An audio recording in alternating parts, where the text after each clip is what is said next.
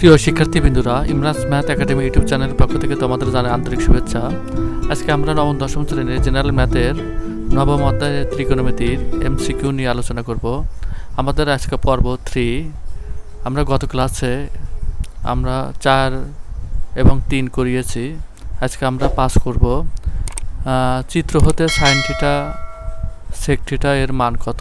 আমাদের চিত্রে মান দেওয়া আছে √3 অন, অর্থাৎ পি কিউ আর একটি সমকোণী ত্রিভুজ।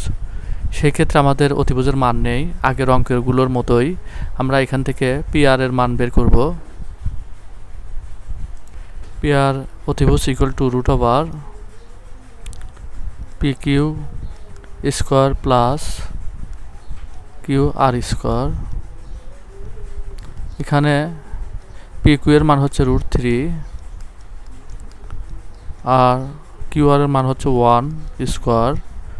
তাহলে আমাদের এখানে আসে 3 + 1 ইকুয়াল টু √4, √4 ইকুয়াল 2। আমাদের অতিভুজের মান আসলো এখানে 2। আমাদের কোশ্চেনে বলেছে সাইন থিটা সেক থিটার মান কত। আমরা জানি সাইন থিটা সমান লম্ব বাই অতিভুজ, আর সেক থিটা হচ্ছে কসের বিপরীত অতিভুজ বাই ভূমি। এখানে তাহলে সাইন থিটা আমরা লিখতে পারি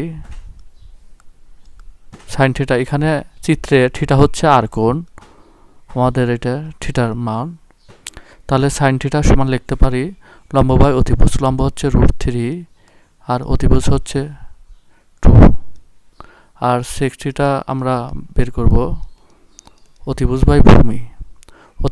অতিভুজ হচ্ছে 2 আর ভূমি হচ্ছে 1, অর্থাৎ 2। এখানে আমরা লিখতে পারি তাহলে sine theta into sec theta. আমরা জানি সাইন থিটা মানে হচ্ছে লম্ব বাই অতিভুজ। লম্ব হচ্ছে √3 আর অতিভুজ হচ্ছে 2, √3/2 ইন্টু আর সেক থিটা হচ্ছে 2। তাহলে আমাদের 2 কাটা রেজাল্ট আসে √3। আমাদের অ্যান্সারটি হচ্ছে গ নম্বর। ধন্যবাদ, সবাই ভালো থাকবে।